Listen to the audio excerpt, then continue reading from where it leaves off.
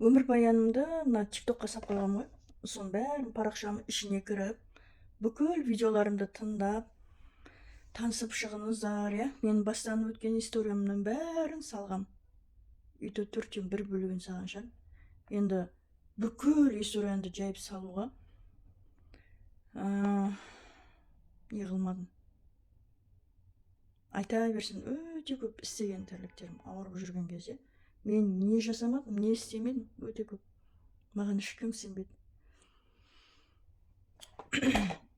Үйде бауырларым, сен өтірік істейсің, сен жалқаусың, жатып аласың, азаннан кешке дейін әбден жалқау болып ағасың деген кезде мен өкіріп тұрып жылайтым ғой. Ішім пісіп, бауырларыма звондаймын ғой. Не қылатсыңдар, қалдарың қалай деп. Не істейміз, жұмыстамыз біз, ерігіп жүрген жоқпыз.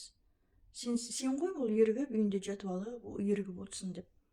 Сонда мен даже жылаған сонда жылаған мен. Давай онда орын ауысайықшы, мен жұмыс істегім келеді. Орын ауыстырайық деп.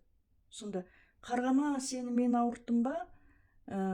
Өз басына келсін деген күндерде болған. Мен өзім туғандарымнан сөйтіп те сөз естігем. Мама, мынанда әдейі істейсің сен. Ұрысқанда бәле дейсің. Ұрсысқанда дейтін ғой. Сөйлеген сөзің бәрі тура. Ұрсысқанда бәледей ұрсасың деп айтатын. Ешкім де сенбейтін. Ешкімге түсіндіре алмайтын. Миымда болып жатқан мынандай аталаны. Қорқыныш үрейді. Алақ деп қорқып, соседтерімнен қорқам. Подъезде біреу жүрсе, содан қорқам. Милиция келе жатыр, участковый келе жатыр, психбольницадан бригада келе жатыр ма деп алақтап, қорқып, үрейленіп отыратын. Жалғыз қалудан қорқатын. Одан кейін не тағы? Айта берсең көп қой, айта берсең көп. Өз-өзіме зақым келтіргенді. Дәрі көмектеспейді, қыздар, олар ұйықтатады. Дәрі ұйықтатады. Ұйықтап тұрғаннан кейін қайтадан сол ой келеді.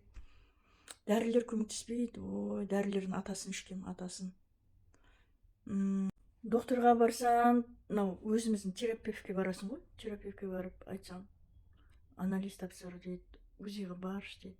Сонда менің басыма анандай ЭКГ дейміз, сондайдан өткізір, анандай нелер киісіп қояды. Бәрі нормально ғой, нормально. Ташкентке апарған кезде МРТ-ға түскен, сонда черепное давление деді. Айта алмайды. Депрессияны айта алмайды врачтар бар ғой.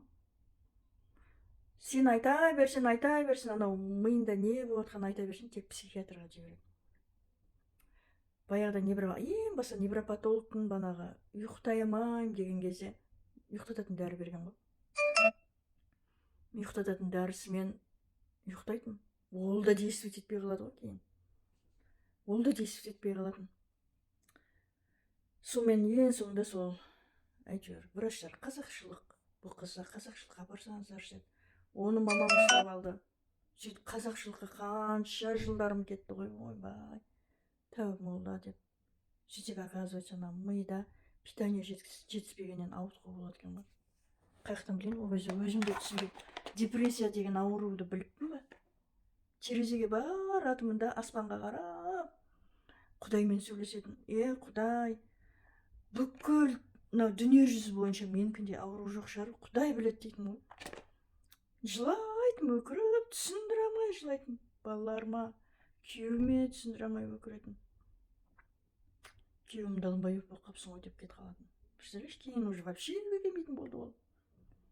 Тек ана сақалы өсіп кеткен кезде қырынуға келетін.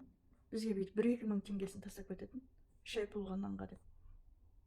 Жұмыс жасай алмаймын, жұмыс істегім келеді, ештеңе істей алмаймын. Мама айтады, тоқыма тоқы, бірдеңке мен айланас дейді. Қаяқтан тоқымақты өзім көзіме. Даже пышақ ұстаудан қорқам, вилка ұстаудан қорқам. Аз көп сөздің бірі, короче, қыздар, мен ішіп атқан күніге таңертең ішіп көрсетем ғой. Осыны алып ішіңіздерші. Осыны алып ішіңіздер. Мынада центральный нерв клеткасын қалыпқа келтіреді. Грибы чанга, грибы шитаки, кардицепс деген грибылар бар, высший сорттағы. Еще витамин В тобының бүкіл нелері бар, составтары. Біздің мимен жұмыс